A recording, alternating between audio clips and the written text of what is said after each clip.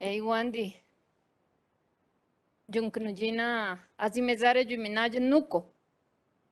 Muy buenas tardes. Bueno, muchas gracias, señor presidente Celio Nieves de la Comisión de Plan, a los voceros que me han antecedido, a la administración. Como vocera del movimiento alternativo indígena y social, quiero partir pues de una visión que compartimos los pueblos indígenas. Y es que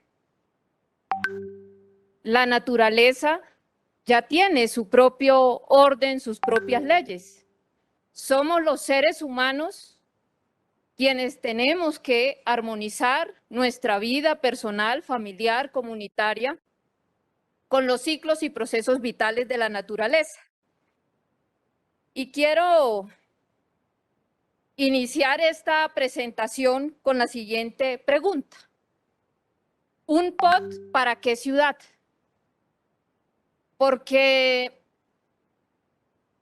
Bogotá va a cumplir 500 años y quiero, en primer lugar, decir que este POT no nos resuelve los problemas estructurales de la ciudad.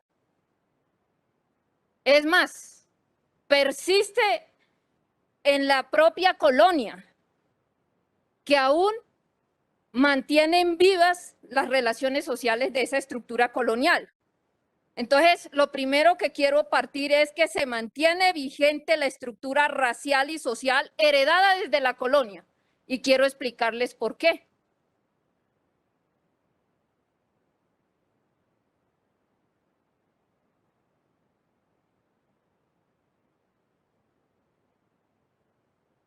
La memoria de este territorio es el agua. Incluso quiero recordar pues todo el trabajo que hizo el profesor Tomás Van der Hamen, quien me asesoró en la construcción de la política pública del agua, por avanzar en un concepto como es el de la estructura ecológica principal. Pero el agua realmente es la memoria profunda de este territorio. Nuestros sistemas de páramos, el río Bogotá, el actor más importante, los humedales. Y aquí pues quiero traer de presente que ligada a esta historia del agua está el de los pueblos indígenas que habitaron esta sabana.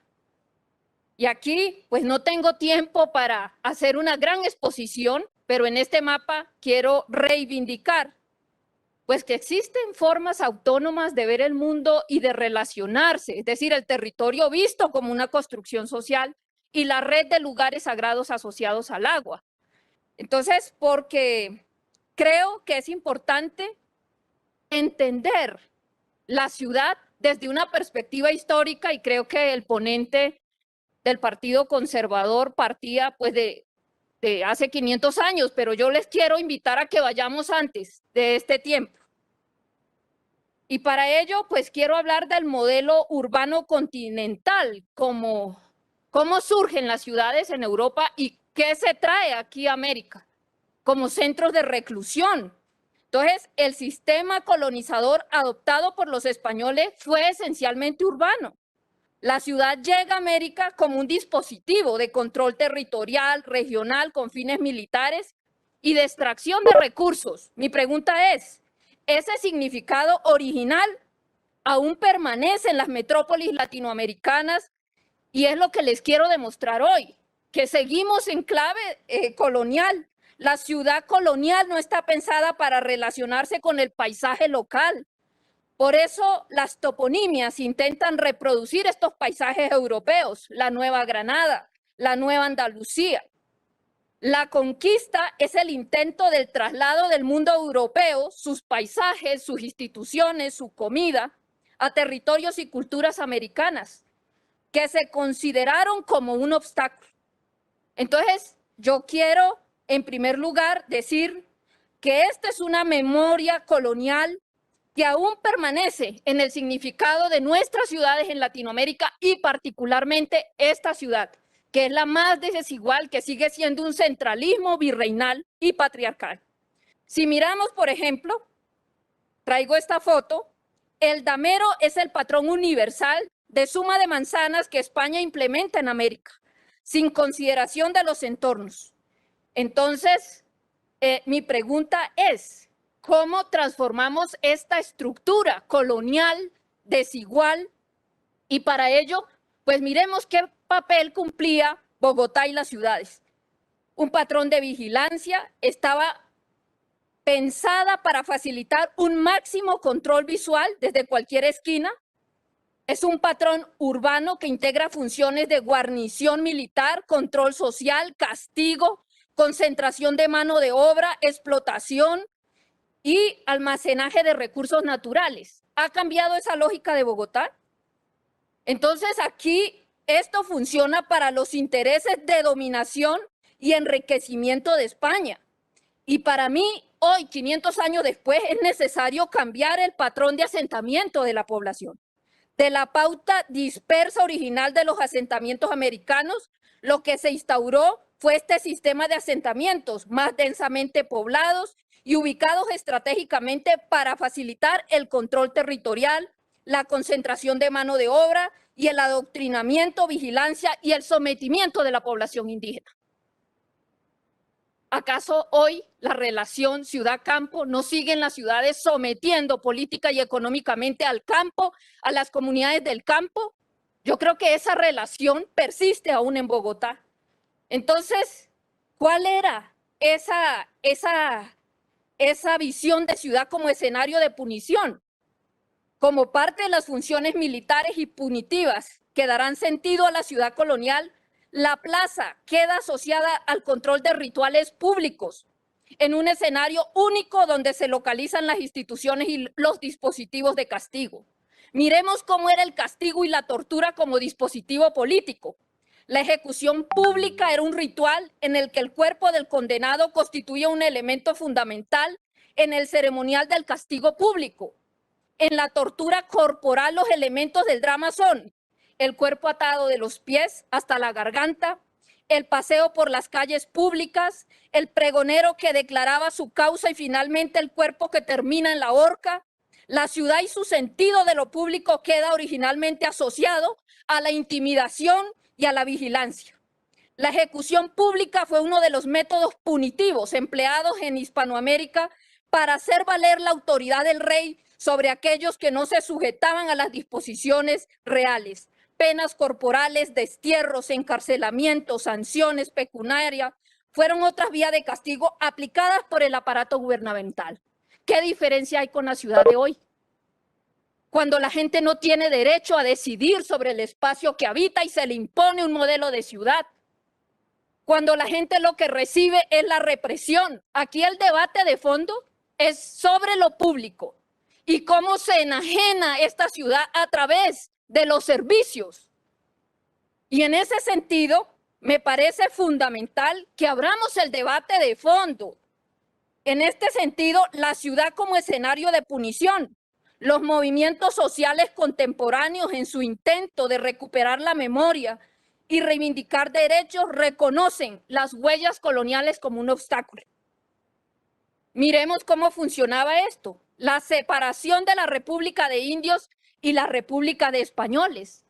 Recientemente los MIXAC tumbaron la estatua Gonzalo Jiménez de Quesada. Y también se retiró las estatuas del rey y la reina. Para muchos este es un debate que no tiene sentido, pero ese es un debate que tiene todo el sentido y que yo quiero, en memoria de los pueblos indígenas, dejar en este consejo y a la administración distrital, porque esa es la esencia del debate. El movimiento alternativo indígena y social avaló una candidatura a la alcaldía.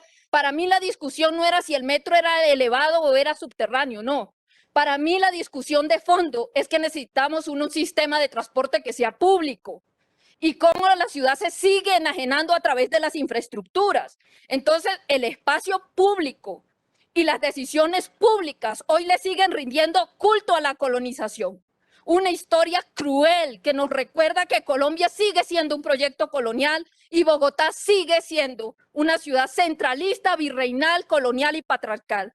Los procesos republicanos de colonización incluso son más violentos y más traumáticos que los propios procesos coloniales de colonización. Entonces, es necesario reconocer el carácter colonial de este plan de ordenamiento territorial. Espacio para el debate es lo que necesitamos, incluir una mirada plural de la historia. Entonces, aquí las propias ideas de este POT están colonizadas, el espacio público. Entonces, vamos a hablar de una cultura de paz. Tomemos conciencia sobre la lucha de los pueblos históricamente segregados, excluidos. Aquí no está resuelto el tema de la memoria en el espacio público. Se mantiene vigente esta estructura racial y social heredada desde la colonia. Es decir, hoy vemos el espacio público como un escenario de disputa, de transformación, de reivindicación y de construcción de identidades diversas en Bogotá. Es decir, el territorio visto como la construcción social y la construcción cultural, y no solamente esta mirada homogénea que nos plantea. Miremos entonces las raíces de la segregación, la separación de la República de Indios y República de Españoles. La política española de concentrar la población local en los pueblos de indios o República de Indios, separados de la población extranjera concentrada en la República de Españoles, promovió en sus orígenes la segregación y una concepción dual del mundo social colonial. ¿Eso ha cambiado hoy? El monarca gobernaba por un lado sobre la llamada República de Españoles. Esto es lo que la comunidad social de los blancos y por otro sobre la República de los Indios, es decir, sobre la sociedad indígena. Las comunidades habitantes de ambas repúblicas se relacionaban en el marco de una detallada normatividad que restringía las mezclas sociales. Las ciudades fundadas por los españoles no estaban llamadas a convertirse en morada masiva de la población indígena. Esta debía ser concentrada y ubicada en la periferia de las ciudades, en pueblos satélites, arrebaleros o en lugares como permitieran a jornaleros aborígenes, considerados como vasallos tributarios, concurrir a labores productivas que enriquecieran a los conquistadores o a la mitad colonial. Ahí dejo las fotos. ¿Eso ha cambiado hoy? Pues yo lo que les digo es que cada vez esto es más sofisticado, pero se mantiene esta estructura. La actualidad moderna de la República de Indios y Españoles persiste en la ciudad de Bogotá.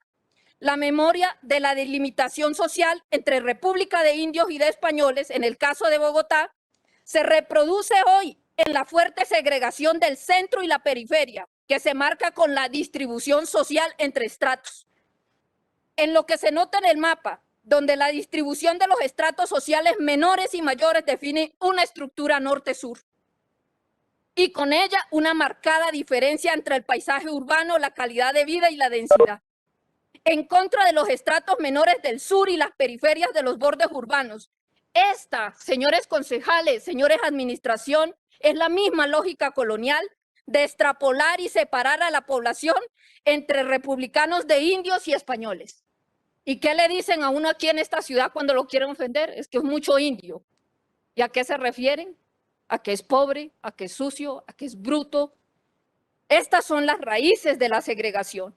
Miremos la actualidad moderna de la República de Indios y Españoles, la segregación distrital que se confirma en las periferias sociales informales, ilegales y hacinadas.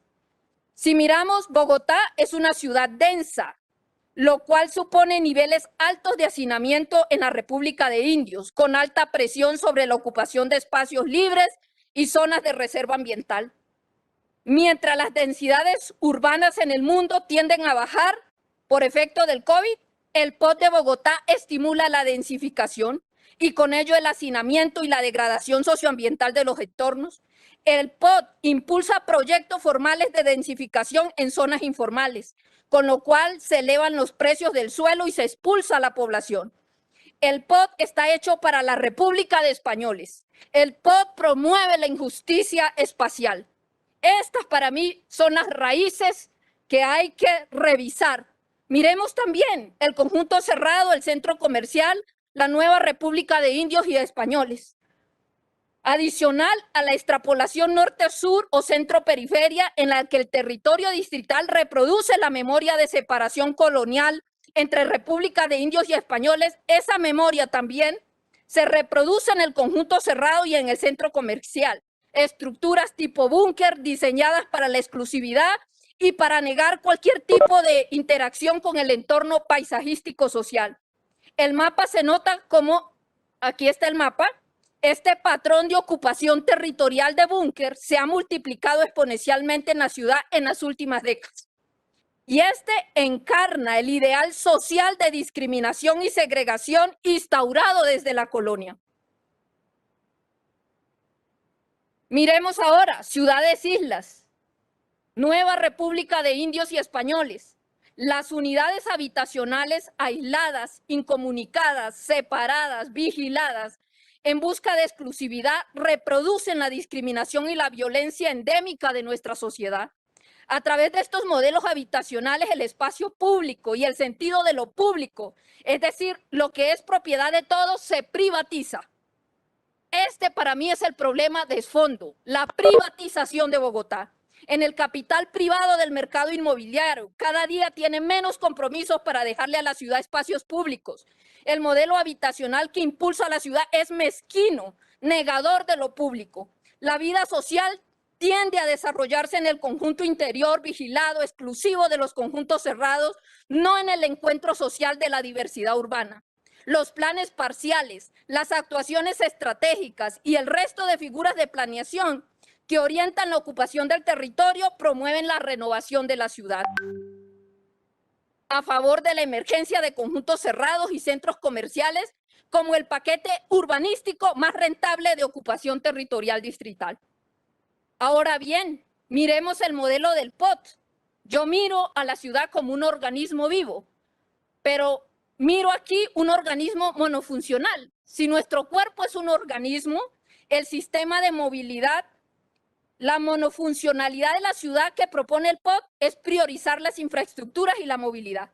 Se refleja en este cuadro, miremoslo aquí. Desde el principio les he dicho, la conciencia de un gobierno está donde coloca su presupuesto. Miremos dónde está la conciencia de este plan de ordenamiento territorial. De las 4 estructuras que tiene, el 87% está en la estructura funcional y del cuidado, entre comillas. ¿Qué quiere decir? Ahí está la conciencia de este gobierno. Entonces, el nivel urbano prioritario del POT son las infraestructuras y el mercado inmobiliario. Todos los demás componentes establecen su importancia a partir de esta jerarquía. Algunos de ellos obligados a cambiar su esencia, por ejemplo, la cultura, el patrimonio inmaterial, para conectar con el economicismo del POT. Si miramos desde el punto de vista presupuestal la jerarquía de las infraestructuras que se proyectan sobre la región, ¿qué tenemos? El Regiotran, la empresa férrea regional, la red regional del metro, los centros de intercambio modal, los corredores de integración regional, la perimetral del sur, son los elementos que configuran la ciudad y la región. Las infraestructuras y la movilidad son una de las principales herramientas de valorización del suelo y, por tanto, del ordenamiento y la organización de las formas de ocupación del territorio. No obstante, en el caso del POT de Bogotá no se anticipa el modelo de ciudad y de región que surge de estas grandes inversiones en infraestructuras. Una estrategia de regionalización que fuera integral al sistema de movilidad propuesto debería incluir una desconcentración de Bogotá, que actualmente tiene el 88% del empleo de la región, mientras Buenos Aires tiene el 25% del empleo de su región. Los cambios de uso y la transformación del paisaje que generan las infraestructuras no están planteados aquí en el plan de ordenamiento territorial. Las infraestructuras y la movilidad impulsan la especulación en los precios del suelo. Es imprevisible que las inversiones sin modelo urbano que propone el POT aumenten exponencialmente los conflictos territoriales en la ciudad y la región. Yo insisto que es necesario armonizar la estructura socioeconómica funcional de servicios y la estructura integrada de patrimonio con la estructura ecológica principal. En palabras de los pueblos indígenas, es necesario armonizar con los ciclos y procesos vitales de la naturaleza nuestra ciudad. Esa es una ciudad ecosistema, una ciudad entendida como un organismo también. La monofuncionalidad urbana, por ejemplo, quisiera citar al urbanista más importante de mediados del siglo XX, desde mi punto de vista, entender la ciudad como una serie de sistemas orgánicos y complementarios, una metáfora de los sistemas del cuerpo humano y de todos los sistemas vivos. Priorizar el sistema circulatorio, el sistema de movilidad sobre el respiratorio, el sistema óseo o el sistema digestivo es un organismo incompleto. Esta es la vocación suicida que nos propone este plan de ordenamiento territorial. Ahora bien, una ciudad sin río, una ciudad sin memoria. Si la estructura ecológica principal es principal precisamente porque es alrededor del cual se deben armonizar las demás estructuras, el río Bogotá es la columna, es la determinante ambiental más importante de la ciudad. Yo he querido traerles estas fotografías para que miremos las huellas de los que fueron los cultivos muiscas del año 1956, entre lo que hoy se conoce como el Club de los Lagartos, el humedal de Tibabuyes, que fue publicada por el IGAD y es parte del patrimonio que hoy viene siendo sepultado. El problema del río Bogotá no se resuelve con una clasificación del suelo de la ronda ni con la creación de las PETAR, sino con un modelo de gobernanza a escala regional. La dimensión que debería ser estructural de saneamiento del río Bogotá, que está incluido aquí en el artículo 183. Para el POT, el agua es una infraestructura más. Subcapítulo 4 del POT, Sistemas Generales de Servicios Públicos. ¿Cómo concibe este plan de ordenamiento territorial el agua? ¿Reconoce el ciclo natural del agua? El agua le hace falta otros atributos, especialmente su propia esencia. Si miramos aquí, queda reducido en este plan de ordenamiento territorial el agua a una apropiación paisajística e inmobiliaria heredada de Peñalosa. No solo se opone a la apropiación ecológica de base comunitaria y cultural, sino que es más costosa para la ciudad en recursos e impactos sobre el cambio climático. Este profundo desencuentro de Bogotá con el agua arranca con la llegada de Gonzalo Jiménez de Quesada, que vio los ríos simplemente como canales a donde van las aguas negras.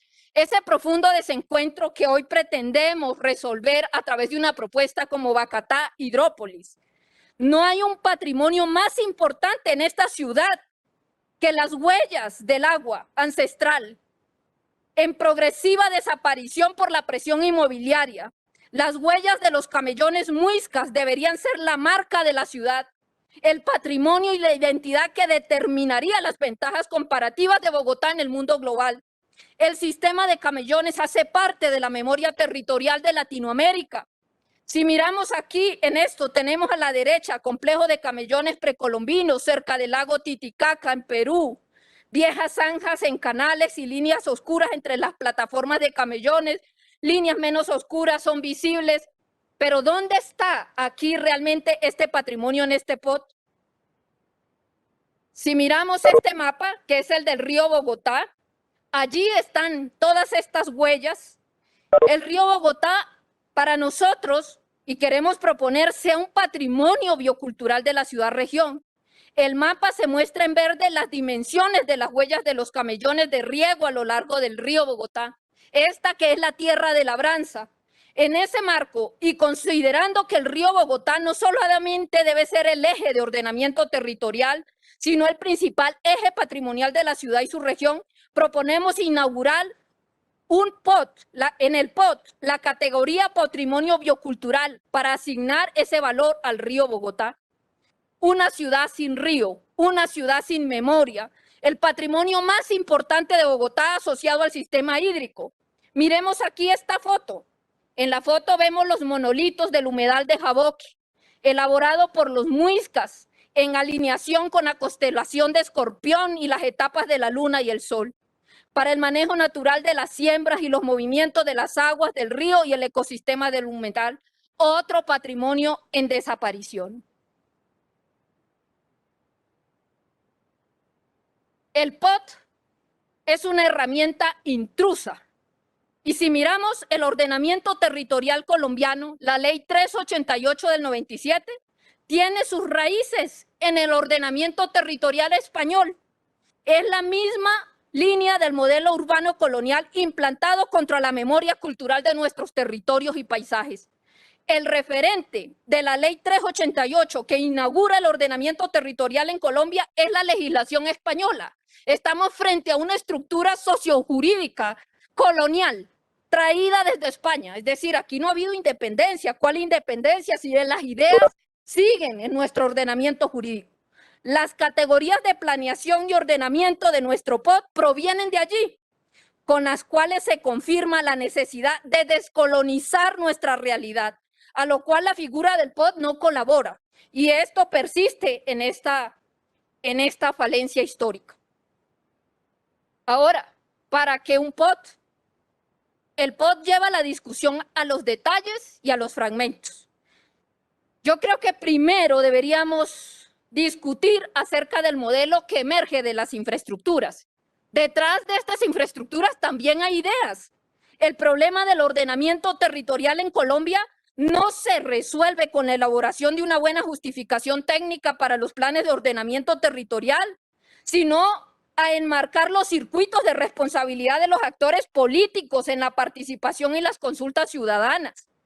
Los planes de ordenamiento territorial, más que un tema técnico, son un asunto político, no solo porque toman decisiones que afectan la vida de los ciudadanos, de los habitantes, sino porque encarna una visión de sociedad. En sus 20 años de aprobación, la experiencia de la Ley 388 ha demostrado que el ordenamiento territorial no puede seguirse manejando como un asunto de exclusiva reglamentación de los usos del suelo. El ordenamiento territorial debe ser considerado como el eje de la acción del Estado y de los gobiernos locales. Los planes de ordenamiento territorial deben ir de la mano de reformas de fondo del sistema político, la reforma rural y la reforma a la propiedad y sus tributos y rentas. ¿Dónde se considera en el POT el impacto del COVID? ¿Dónde se calcula el impacto de una pandemia global como el COVID sobre el ordenamiento de la ciudad? ¿Para qué ciudad es este POT? Si miramos el diagnóstico del POT vigente, se encuentra que solo se ha ejecutado el 44% de las inversiones previstas, es decir, menos de la mitad de sus promesas. De las 117 UPZ definidas del 2000, hay 17 de ellas sin reglamentar, por incoherencias con el soporte normativo. ¿Cómo solucionará el actual POT esa falencia ejecutiva? Desde el 2000, que es el primer POT, la ciudad ha generado riqueza a costa de la multiplicación de la pobreza. El POT ha generado una mayor brecha social. Desde el POT del 2000 han aparecido 500 barrios informales. Hoy 2.5 millones de personas, aproximadamente el 30 y el 35% de la población habitan hoy en zonas informales. ¿Qué territorio ordena el plan de ordenamiento territorial? ¿Para qué sirve este POT? Y en ese sentido, la mitad de Bogotá ha sido construido con las manos de la gente, ha sido autogestionada.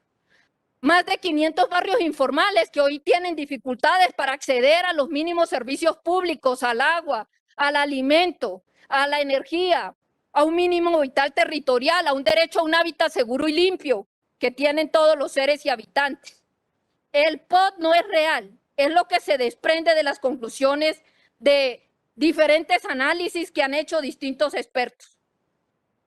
Y quisiera recoger 4 conclusiones que ha hecho la Universidad Nacional. Por un lado, la masa normativa de los 1.275 actos administrativos reglamentarios vigentes en torno al POT, que obstaculizan la acción comunitaria, confunde, intimida y genera dependencia técnica. Segundo, las decisiones sobre el ordenamiento territorial en realidad se están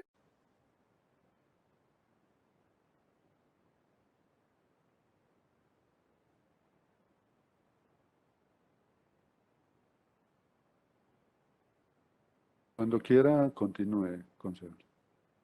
Gracias por las garantías, señor presidente. El POT no cuenta con verdaderos mecanismos de seguimiento y evaluación. Por vía reglamentaria o decretos reglamentarios se van cambiando los contenidos del POT.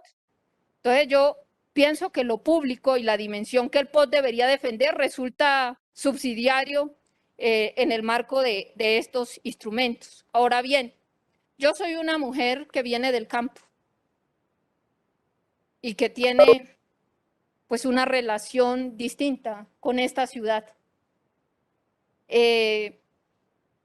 Los ciudadanos me han dado la oportunidad de traducir nuestras profundas cosmologías del agua en políticas públicas. Pero esta es una ciudad rural. Todos tenemos una madre, una abuelita que vino del campo. El 70% de esta ciudad es rural. Son los páramos. Así que yo pienso que los suelos vivos de la sabana deben ser salvaguardados. Son el verdadero dorado. Hoy que afrontamos una pandemia del hambre, yo creo que es la peor equivocación que puede cometer Bogotá, es entregar los suelos de vocación agrícola, los suelos vivos, suelos AAA, suelos de origen volcánico. Quienes venimos del campo sabemos lo que cuesta hacer 1 centímetro de suelo fértil.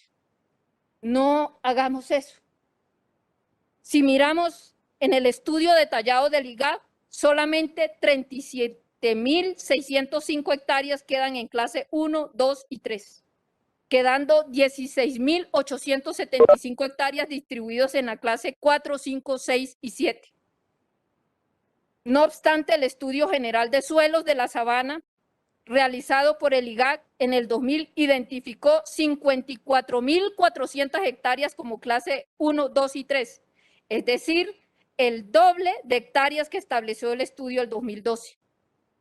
Se descubre que el estudio del IGAC del 2012 desfigura los valores agroambientales del suelo. Los años 2010 y 2011 en los que se realizó este estudio recuerdan en el país por las graves inundaciones durante el periodo de la Niña, más intensos registrados en la historia reciente. Grandes extensiones de parte plana de la sabana sufrieron saturación hídrica y encharcamiento por elevación de los niveles freáticos en los suelos, situación no registrada en estudios anteriores.